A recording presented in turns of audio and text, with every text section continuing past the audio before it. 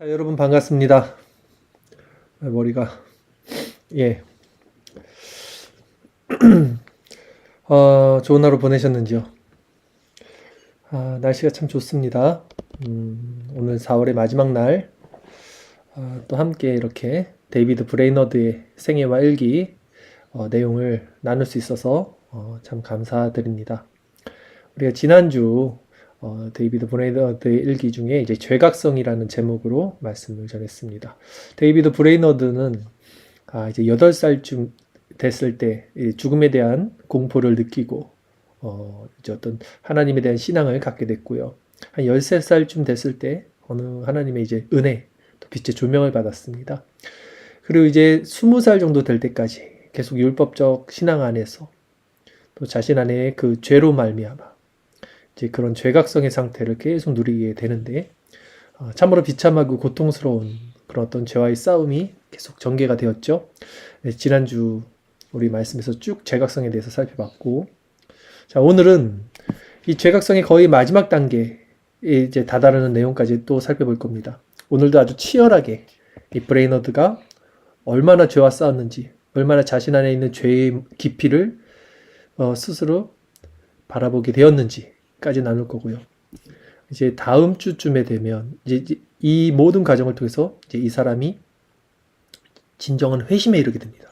회심이란 게 무엇인지, 결국은 이제 회심이 가장 중요한 건데, 회심에 이르게 됐을 때 이분의 마음의 상태나 이분이 고백하는 그런 단어들, 표현들, 이런 것들을 실제적으로 우리가 보면서 정말 새로운 세계가 열린다는 게 무엇인지를 이제 또 경험하게 될 것입니다.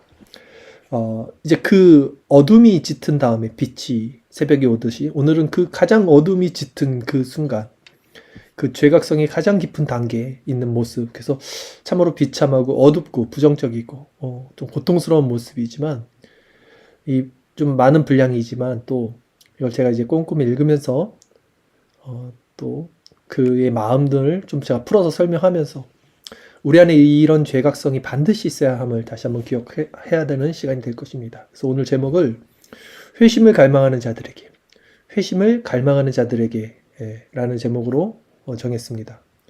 여러분, 진정 회심을 갈망하는 자들, 지난주 죄각성, 그리고 오늘 회심을 갈망하는 자들, 그 다음 주 진정 회심까지 이 데이비드 브레이너드의 글을 잘 보셔야 됩니다.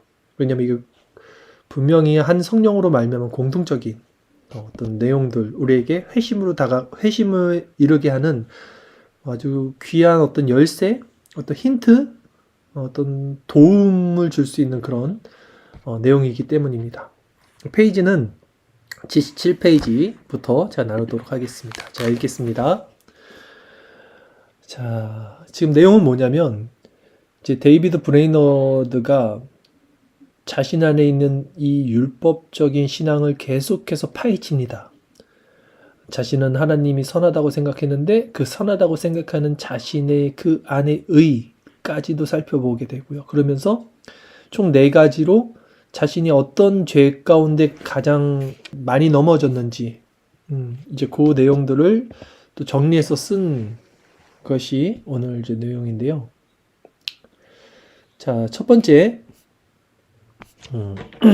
제가 읽겠습니다.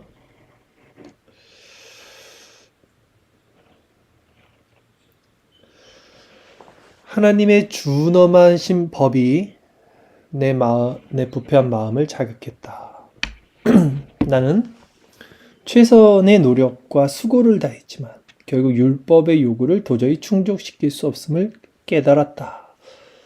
이 사람이 지금 깨달았습니다. 최선을 다해서 신앙생활, 종교적 열심을 추구했지만 율법의 요구를 도저히 충족시킬 수 없음을 깨달았다. 자주 새로운 결심을 하지만, 어떤 결심입니까? 죄에 넘어졌으니까 죄 짓지 말아야지, 이 결심을 했다는 거예요. 그만큼 자주 그 결심들을 깨곤 했다. 어떤 말씀입니까? 또 죄를 짓는 거예요. 그것을 부주의한 탓으로 더 못하고 경계하지 못한 탓으로 돌렸다. 이게 뭡니까? 아직도 율법에 갇혀 있는 거예요.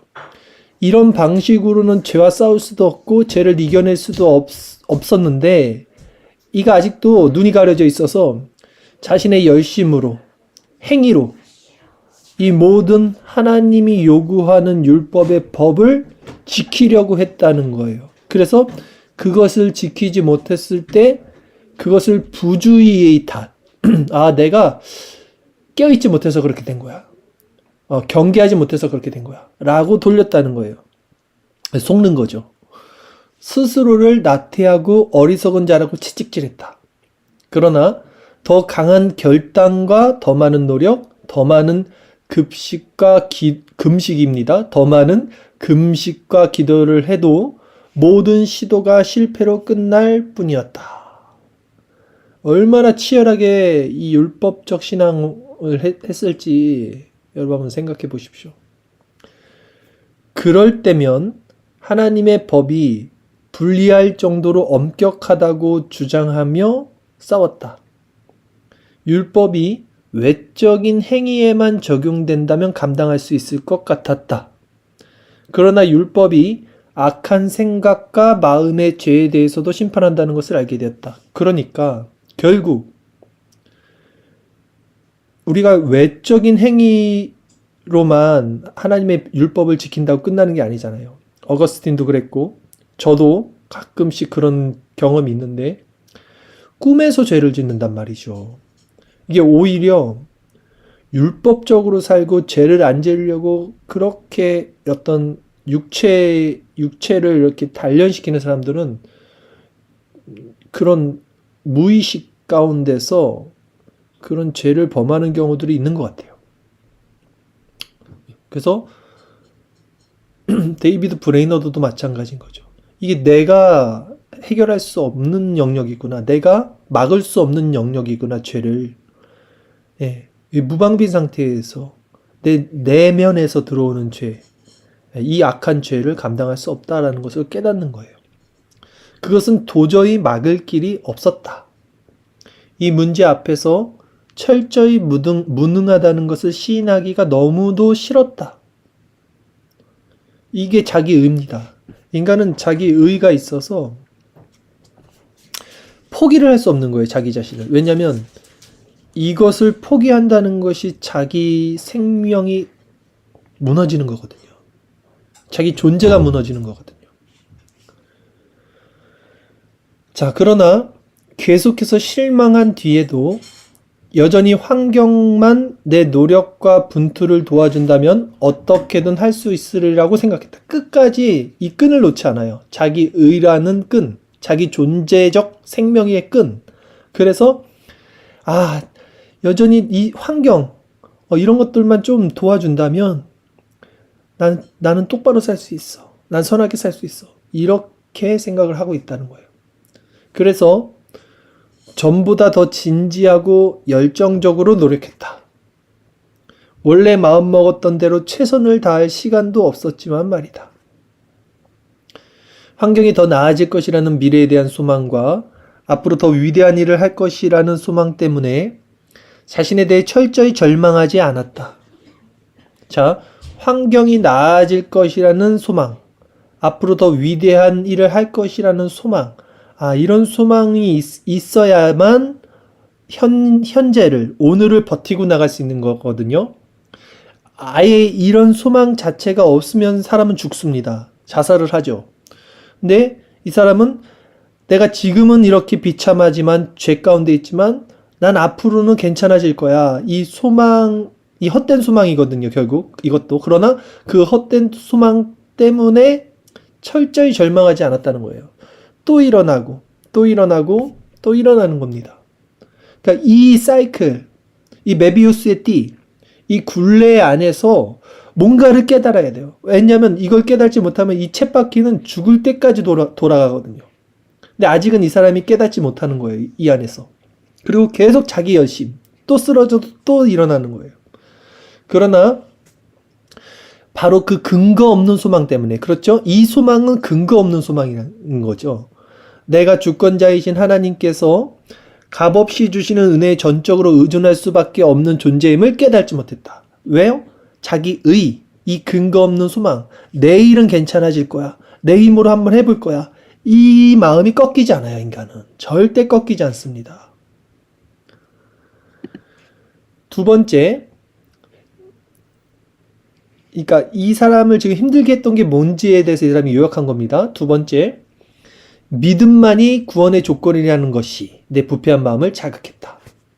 즉, 하나님과의 교제가 없는 곳에는 구원이 임하지 않을 뿐더러 생명과 구원을 위해 아무리 진지하고 진심 어린 기도와 노력을 기울여도 구원을 약속해주지 않는다는 사실이 내 마음을 어렵게 했다.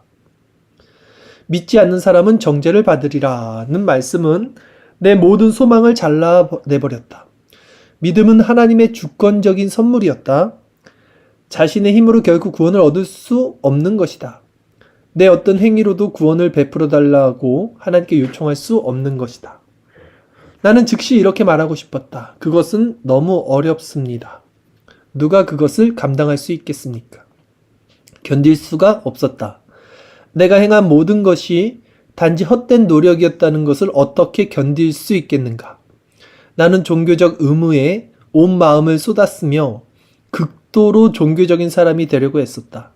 어느 누구보다도 내가 더 많이 노력했다고 생각했다. 그러니까 아무것도 안 한 사람은 오히려 그냥 뭐 믿음은 선물로 주는 거지. 하나님이 날 구원해 주시면 주시는 거지. 그게 하나님의 주권이지. 이렇게 넘어갈 수 있는데 정말로 구원을 위해서 자나깨나 정말 열심으로 최선을 다했어요. 그 자신의 최선을 인정받지 못한다는 것을 견딜 수가 없었다는 것이죠.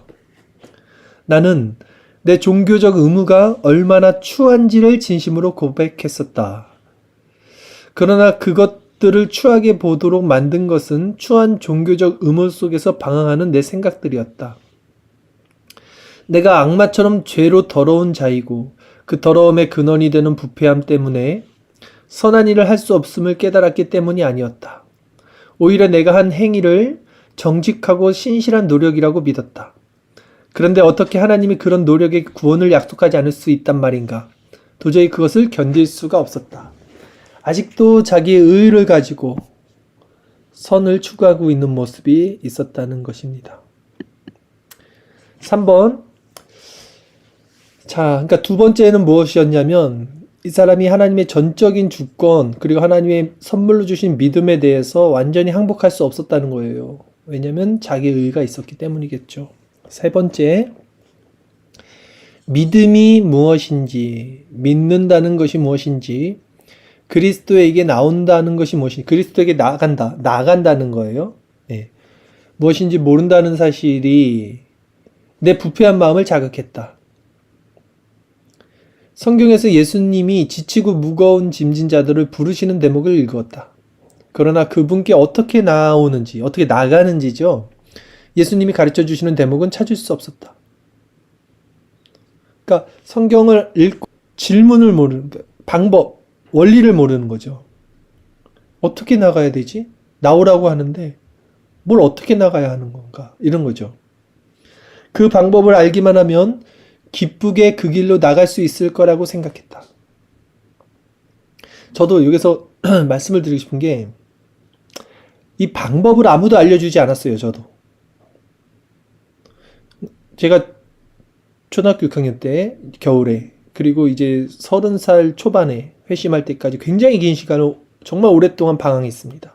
그러니까 이 데이비드 브레이너드가 지금 이렇게 고통 가운데 이런 죄와의 싸움을 말하고 있는 것들이 저는 너무나 공감이 돼요. 동일한 어떤 그런 상태를 아주 오랫동안 지속했어요. 그래서 잠자면서 다음날 정말 그냥 눈 뜨지 않겠다라는 생각을 많이 할 정도로 하루 24시간 이 머릿속에서 굉장히 많은 고통의 시간들이 있었습니다.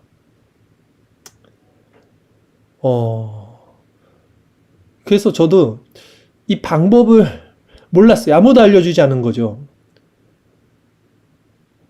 그리고 제가 이제 나중에 회심하고 또 하나님의 은혜로 개혁주의와 청교도 그 다음에 신학을 하면서 내가 스스로 터득했던 방법이 그 길이 틀렸던 길이 아니구나를 확증한 거지. 누가 나한테 와서 이렇게 해야 된다 저렇게 해야 된다 이런 말을 한 적이 없었어요. 그래서 제가 지난주 이 죄각성, 오늘 이 제목이 뭐예요? 회심을 갈망하는 자들에게.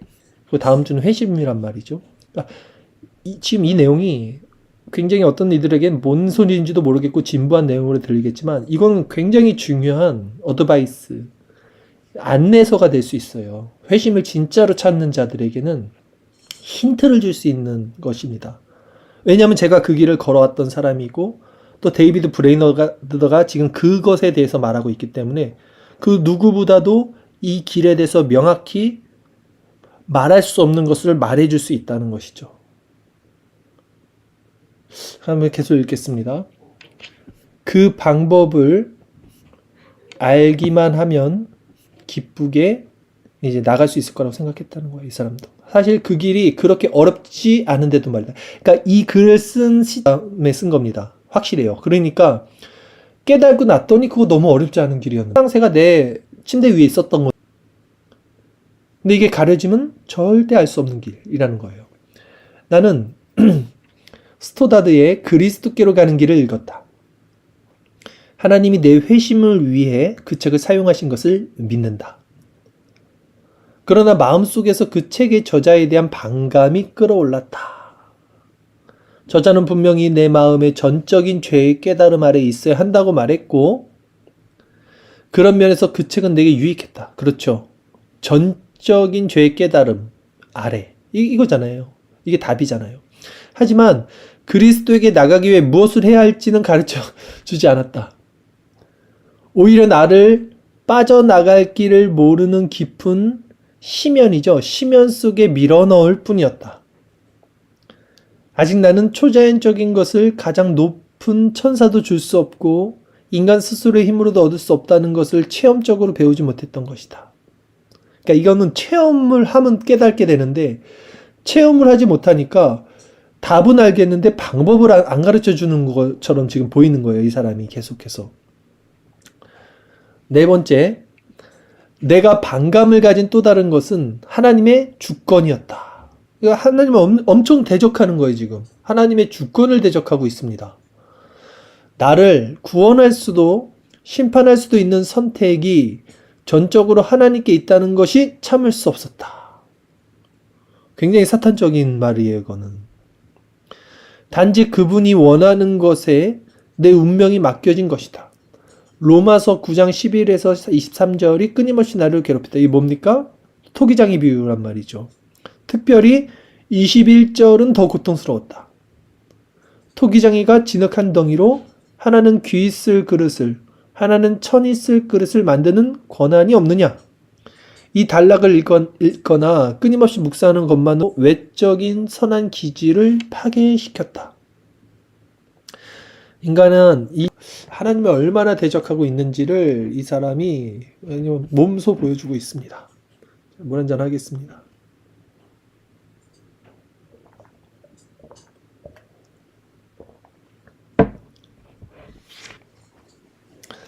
내가 겸손히 복종하게 되었다고 생각했을 때 이 단락이 하나님의 주권에 대한 적대감을 불러일으키곤 했기 때문이다.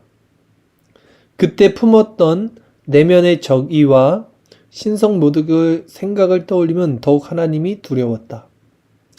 하나님과 화해할 수 있을 거라는 소망은 더 멀어지기만 했다.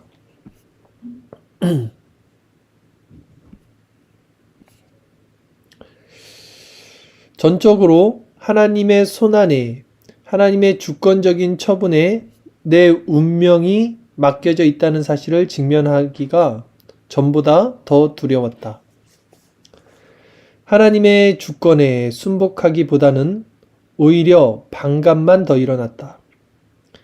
하나님이 이미 나를 멸하기로 작정하셨다고 생각했기 때문이다.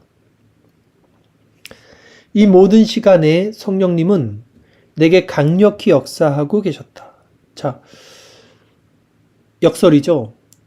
이 사람이 지금 하나님을 가장 대적하고 있었어요. 그러나 그때 성령님은 가장 강력하게 역사하고 계셨다는 거예요. 나는 모든 자기 확신을, 스스로를 어떤 수단으로든 도울 수 있을 거라는 모든 소망을 버려야 한다는 내적 부담감을 느꼈다.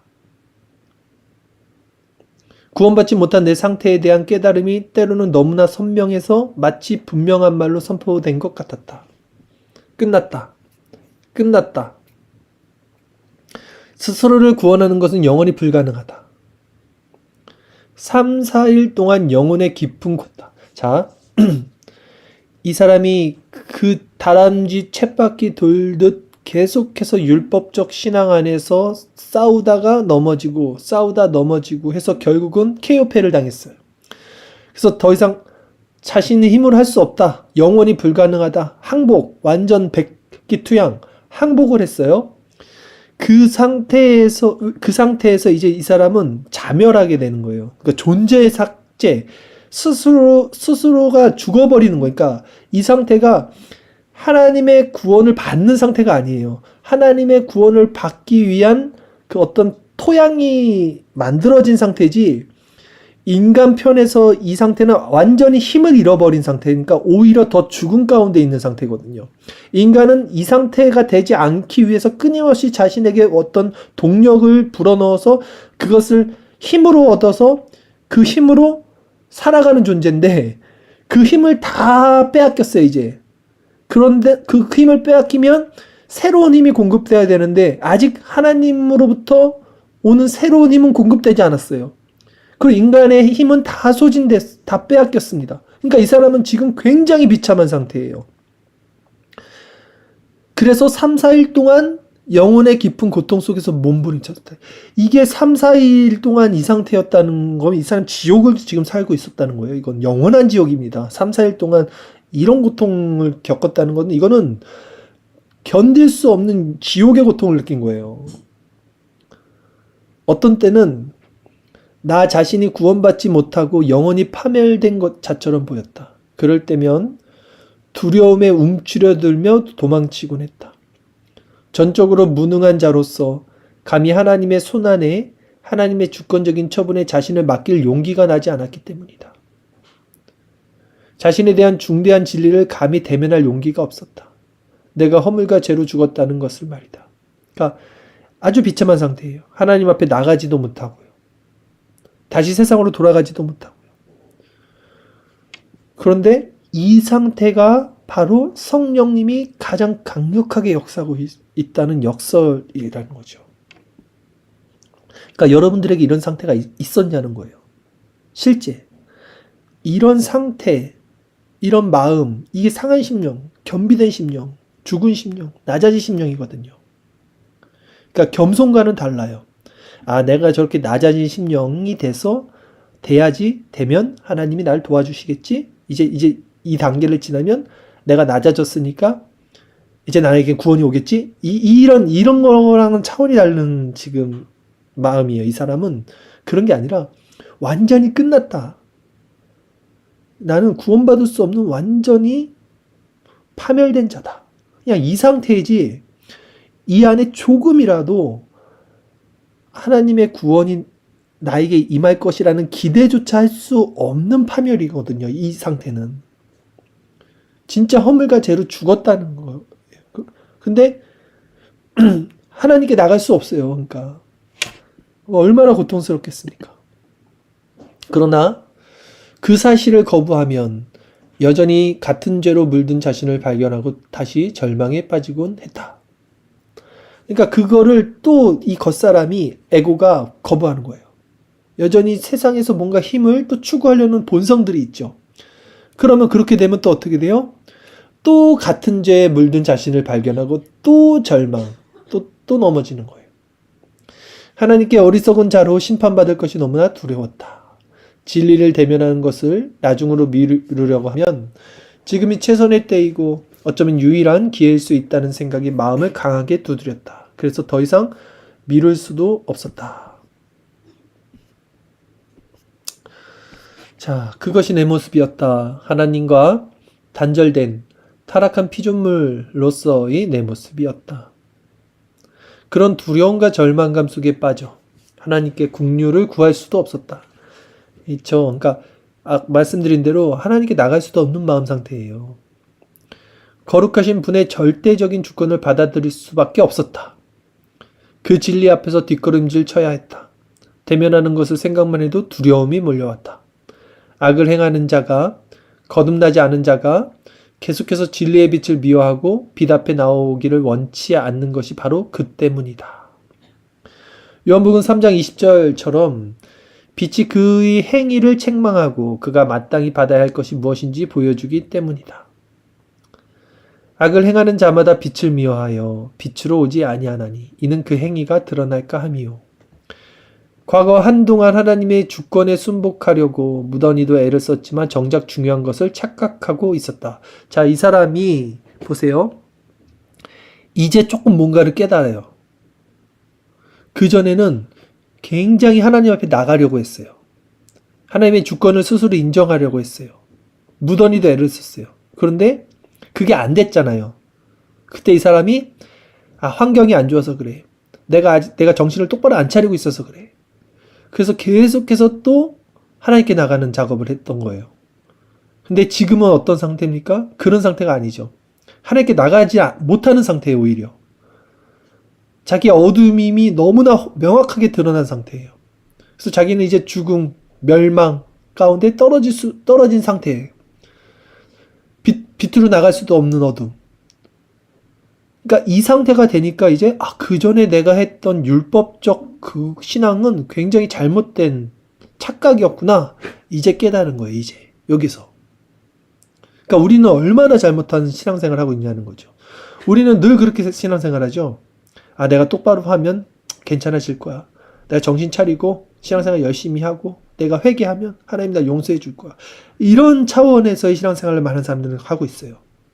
그러나 실제 하나님의 주권이 무엇인지, 실제 죄각성이 무엇인지, 실제 그 죄의 영향력과 깊이가 어느 정도인지를 깨닫게 됨으로써 자신의 실존을 발견하고 그 빛 가운데 하나님이 어떤 존재인지에 대한 인지가 일어나는 것은 전혀 다른 차원이라는 거예요. 그러니까 오늘날 교회 안에 있는 많은 사람들은 얼마나 회심과 다른 종교적 신앙생활을 하고 있냐는 것을 이 데이비드 브레이너드의 지금 이 글을 통해서 우린 엿볼 수 있어야 되는 거예요. 내 영혼이 지금 이토록 두려워하는 상태, 곧 내가 죄인이라는 사실을 알고 경험적으로 깨닫는 것이 그동안 내가 간절히 추구했던 영혼의 상태라는 것을 전혀 상상도 하지 못했다. 그러니까 이 사람이 전혀 상상도 하지 못했던 곳에서 해답을 찾고 있는 거예요, 지금. 와. 지금 내가 생각했던 신앙과 정반대편에 있었어요, 정답이.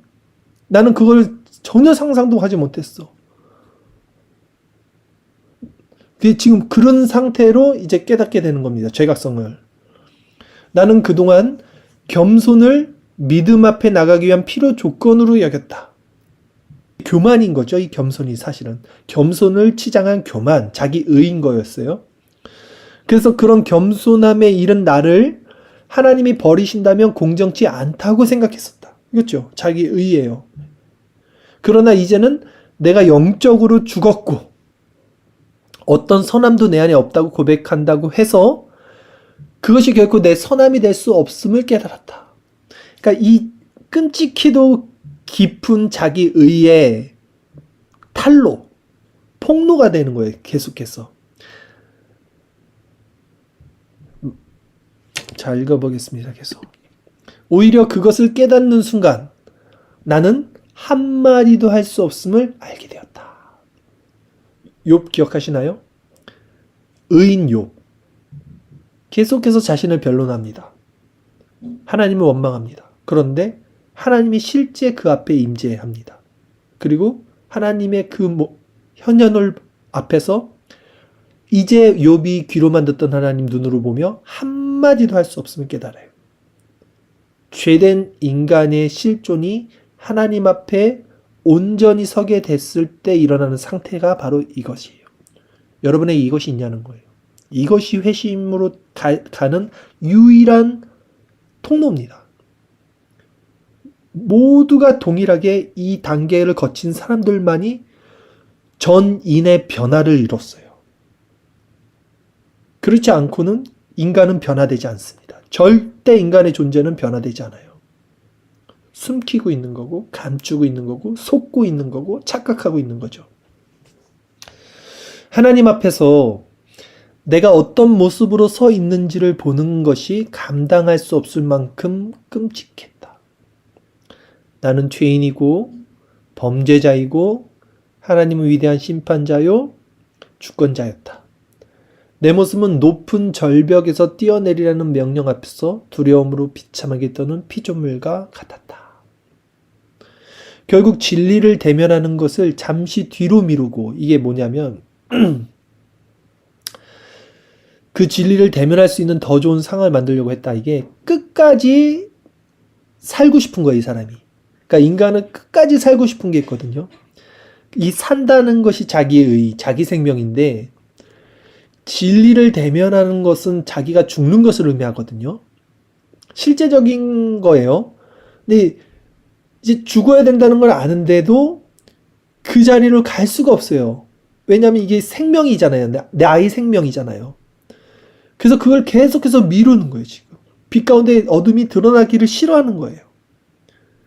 그래서 그 진리를 대면할 수 있는 더 좋은 상황, 그러니까 좀 같이 윈윈할 수 있는 거 없을까? 하나님도 섬기면서 나의 배도 챙기는 거, 나의 의도 챙길 수 있는 그런 게 없을까를 끝까지 고민합니다, 인간은.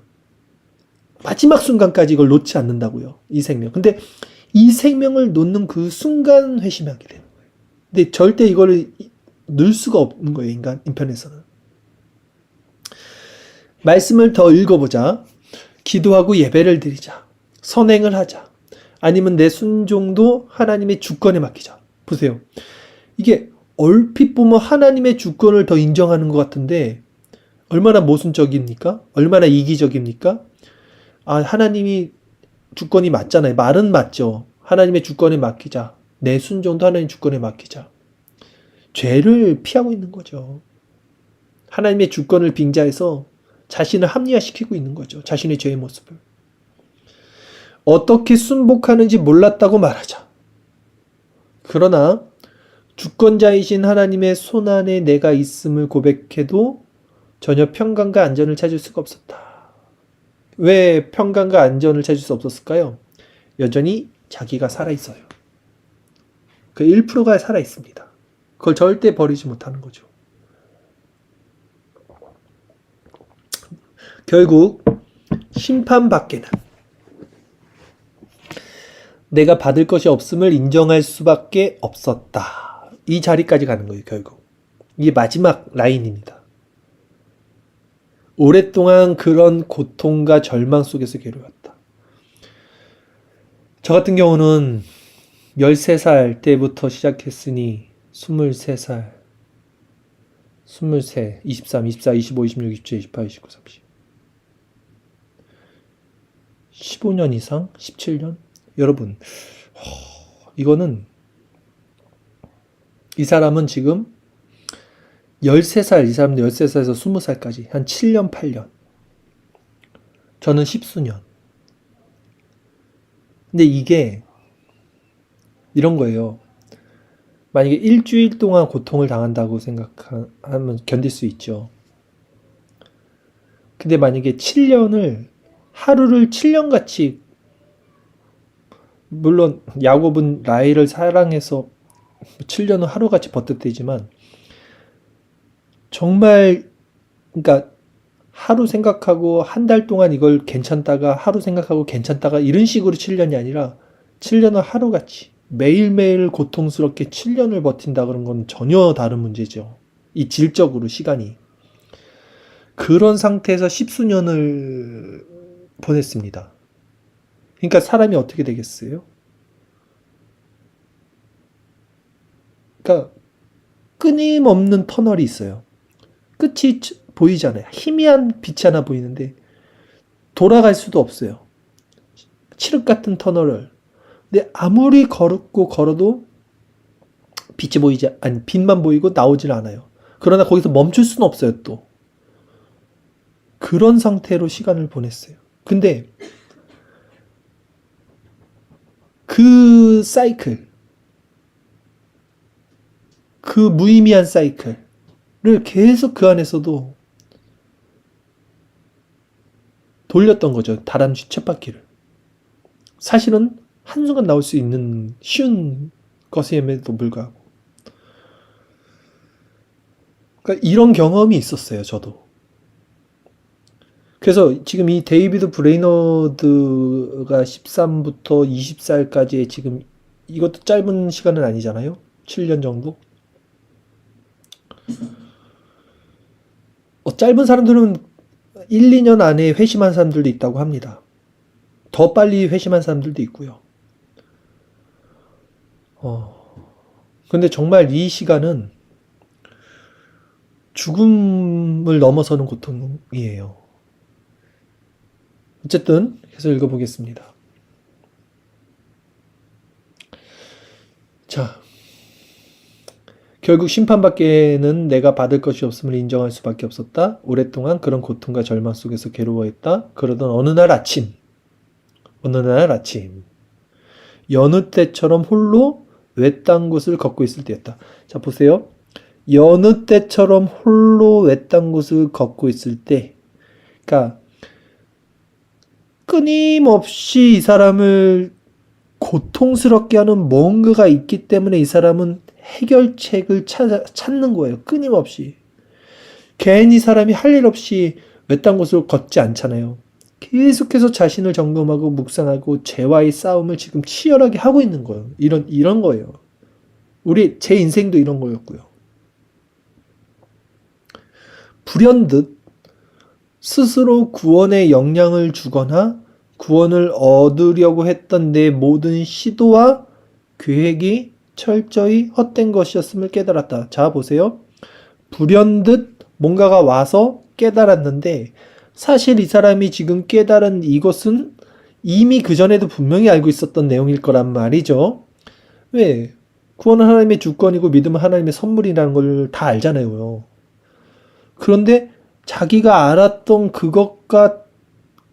그것이 관념이라면 지금 깨닫게 된 것은 좀 더 실존적인 것. 그래서 피부로 확 와닿겠죠, 뭔가 지금. 깨달았다는 거예요. 그리고 그 순간 나는 한 발자국도 옮길 수 없었다. 철저히 타락한 자라는 깊은 깨달음이 나를 사로잡았던 것이다. 너무나 깊은 깨달음. 깨달음이라는 것은 자기가 죄인이라는 것에 대한 깨달음인 거예요.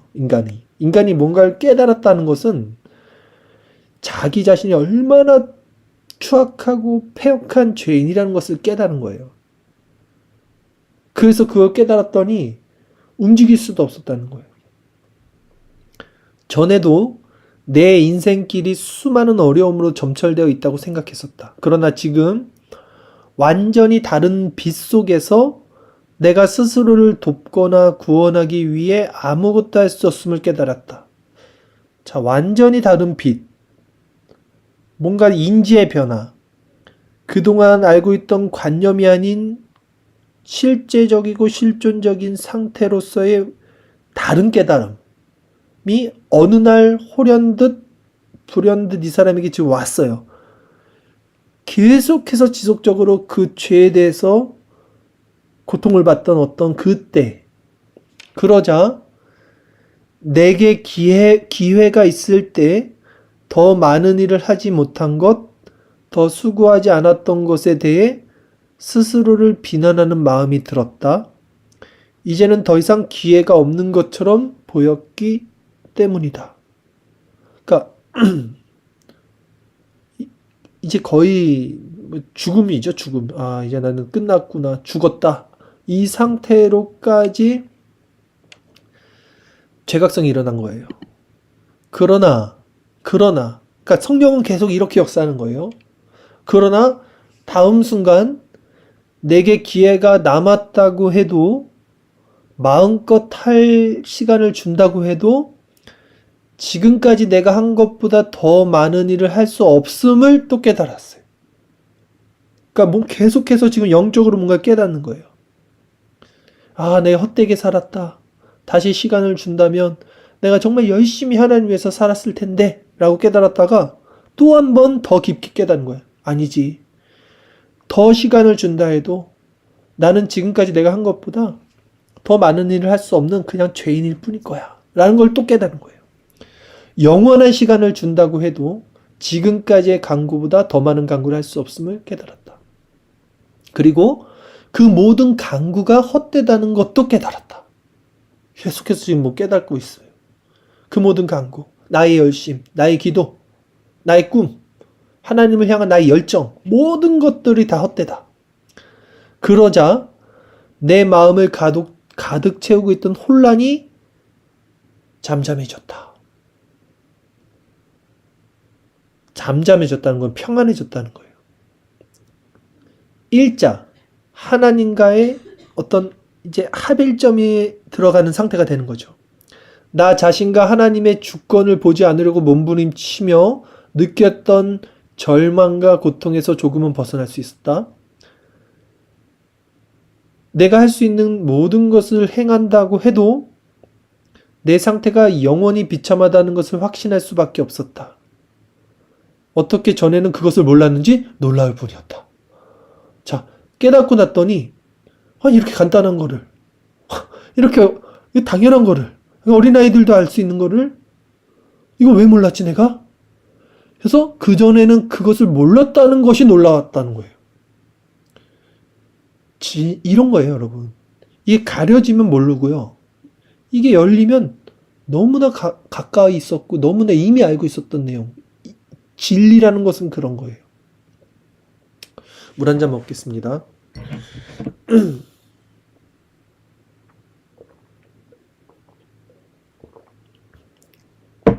근데 지금 이 사람이 마음에 지금 깨닫는 이 지점을 조금 더 우리가 보면 이 사람이 지금 뭘 깨닫고 있냐면 자신이 했던 모든 감정들, 희노애락 이런 상태들이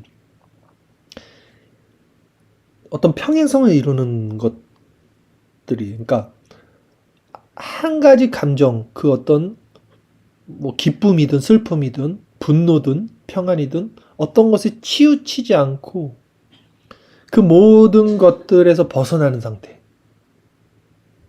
그게 모든 그 희노애락, 나의 오감, 이 에고의 어떤 정신적 상태, 사고 체계, 나의 인지, 인식, 이런 모든 사고 체계 자체가 헛되다.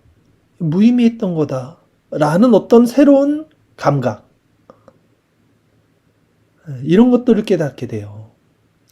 그래서 그것을 깨닫자 내가 행하던 종교적 행위를 전과는 완전히 다른 관점으로 보게 되었다. 이제 새로운 시각이 생겨요. 전에는 종교적 의무나 행위를 더 많이 할수록 하나님께서 나를 버리기가 더 어려울 것이라고 생각했다. 내 종교적 의무 안에 어떤 선함이나 공로가 없다는 것을 알고 있었고 또한 그렇게 고백을 했으면서도 말이다. 자, 이게 맹점입니다. 오늘날도 많은 사람들이 하나님의 주권, 신분주의, 이 사상을 다 알아요. 칼빈의 5대 강령. 그리고 그것이 맞다고 해요. 그런데 실제 그 사람의 생활 양태나 신앙 고백이나 그 사람이 생각하는 사고 안에서는요, 말은 내 종교적 의무 안에 선함이 없고 공로가 없다는 걸 고백하면서도 실제 자기가 생명, 자기의 존재, 그 자기 의를 붙잡고 그것을 근거로 한 신앙생활을 끊임없이 한다는 거예요. 근데 그걸 그전에는 못 봤다는 거예요. 근데 이 사람이 지금 그거를 똑똑하게 보고 있는 거예요. 그 밑바닥을. 그 자기 의의 실존의 완전한 민낯까지. 그래서 그걸 봤더니 이제 마음이 좀 편안해지는 거죠. 그러니까 우리가 몰랐을 땐 불안한데 알면 좀 편안하잖아요. 어떤 일이든. 모르면 불안한 겁니다. 껌껌한 데 있으면 누가 어디서 나를 공격할지 모르는데 뭔가 화나면 동서남북 사방을 볼 수 있으면 이제 경계의 태세를 갖추니까 그런 불안한 마음이 사라진단 말이죠. 이런 상태인 거죠. 그러나 이제 기도나 다른 종교적 의무를 더 많이 하면 할수록 긍휼을 구하도록 허락해 주신 하나님께 내가 더 많은 빚을 졌다는 것을 알게 되었다. 내가 기도의 자리에 나갔던 것이 이기심 때문이었음을 알게 되었다.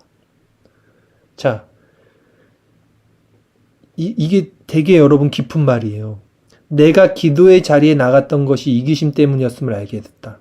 자기 자신의 실존, 아까 말한 자아의 민낯, 자기가 행한 모든 신앙의 모습들이 이기심, 즉 자기 사랑, 자기 의라는 것을 이 사람이 똑똑히 보고 있는 거예요. 이제 처음으로. 나는 한 번도 하나님의 영광을 위해 기도한 적이 없었다. 이 사람이 그렇게 종교적이었고 그렇게 구원을 향해서 열심을 냈고 수년 동안 그렇게 신앙생활을 하면서 선하게 살려고 했고 모든 것을 했지만 처음으로 깨닫는 게 한 번도 나는 하나님의 영광을 위해서 기도한 적이 없었구나 라는 것을 깨달은 거예요. 여러분. 지금 이 사람의 이런 고백이 우리에게는 도전이 돼야 됩니다. 오늘날 너무나 많은 사람들은 교회 안에서 하나님의 이름을 입에 올리고 하나님께 기도하면서 신앙에 열심을 내고 있어요. 그러나 그들은 자기가 어떤 기도를 하고 있는지, 자기가 누구를 섬기고 있는지 아무것도 알지 못해요. 자, 내 기도와 하나님이 은혜를 베풀어 주시는 것 사이에는 아무런 연관도 없었다. 그리스도와의 연합이 일어나지 않으면 하나님은 죄인의 기도를 들어주시지 않습니다. 모든 사람들이 간과하는 부분이에요. 그리스도의 연합으로 말미암아 생명이 되지 않는 자의 의인이 아닌 자의 기도, 죄인의 기도를 하나님이 들어주실 수 없어요. 오직 그리스도를 통해서 그리스도에 연합된 자의 기도가 하나님의 뜻 가운데서 하나님과의 그 소통이 일어나게 됐죠. 그것이 기도겠죠. 그러니 지금 데이비드 브레이너드는 깨닫는 거예요. 그동안 내가 했던 모든 신앙의 열심, 기도, 종교적 행위, 하나님과 아무 상관이 없었던 거구나. 내 기도 때문에 하나님이 내게 은혜를 베푸셔야 한다고 주장할 수가 당연히 없었죠. 마지막 장입니다. 여기까지만 보겠습니다. 내 기도는 물속에서 손으로 물장난치는 것만큼이나 아무런 가치나 선함을 주장할 수 없었다. 물장난 쳐봤자 물이 그대로인 것처럼요. 그것이 당시 마음에 떠오른 비유였다. 이렇게 생각이 들었다는 거예요. 내 기도가 하나님에 대한 사랑이나 경외함으로 한 것이 아니기 때문이다.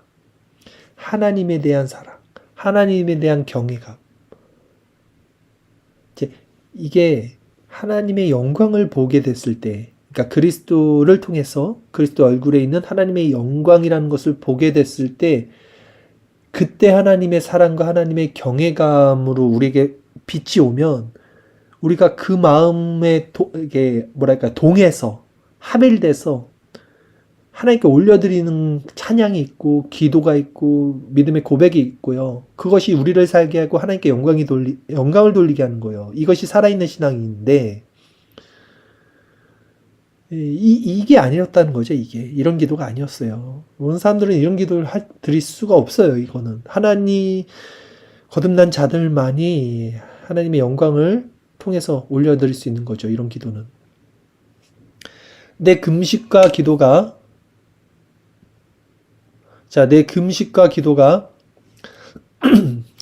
하나님의 영광을 위한 것이라고 가장하고 때로는 실제 그렇게 생각하기도 했지만 사실은 하나님 앞에 내 경건함을 쌓고 있는 것에 불과했다. 종교적 열심, 율법적 신앙입니다. 사실 나는 하나님의 영광을 진정으로 구한 적이 한 번도 없었다. 오직 내 행복만을 구했을 뿐이다.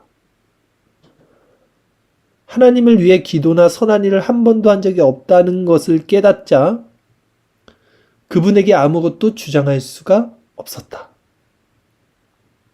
내가 받을 것은 오직 위선과 조롱으로 인한 영원한 죽음뿐이었다.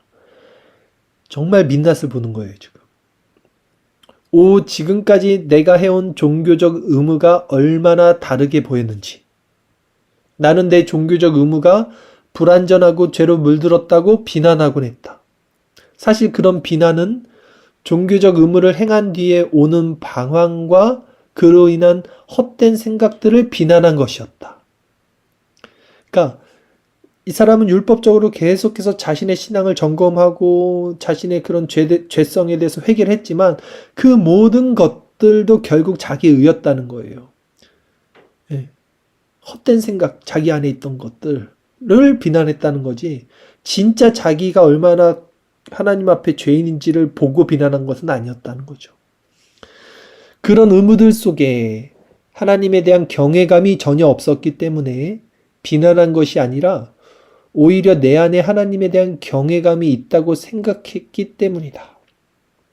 그러나 오직 자기 이익만으로 가득 찼을 뿐 하나님에 대한 경외감이 전혀 없었음을 깨달았을 때 내가 행한 모든 의무가 하나님에 대한 악한 조롱, 자기 숭배, 계속된 거짓말이었음을 알게 되었다. 이 사람이 이제 회개합니다. 딱 이게 정말 이제는 회개에 다다르게 되는 거죠. 자기 인식, 올바른 자기 인식이 딱 일어나는 거예요. 이제 하나님 앞에 고개를 들 수 없어요. 방황과는 비교도 할 수 없는 더 악한 것이 내 종교적 행위 속에 있었던 것이다. 자기의 민낯을 보는 거예요. 아니, 내 행위 전체가 자기 숭배요, 하나님을 만홀히 여기는 끔찍한 죄였던 것이다. 자기 존재 자체, 자기 신앙의 모든 것, 그것이 자기 숭배였다. 그리고 그것은 하나님을 만홀히 여기는 끔찍한 죄였다. 이제 이렇게 여기까지인데요. 이제 이분이 이렇게 고백을 했고 제가 너무 길어서 이제 자른 건데 우리 다음 주에 살펴본 85페이지에 보면 이제 이 순간 이제 하나님의 은혜로 이분이 전혀 새로운 것을 깨달아요. 전혀 새로운 것, 전혀 새로운 차원의 심령의 상태. 잠깐만 읽어드리면 86페이지 이런 글이 있어요. 그것은 나로 하나님을 새롭게 이해하고 보게 만든 빛이었다. 그것은 한 번도 경험해 본 적이 없는 것이었다.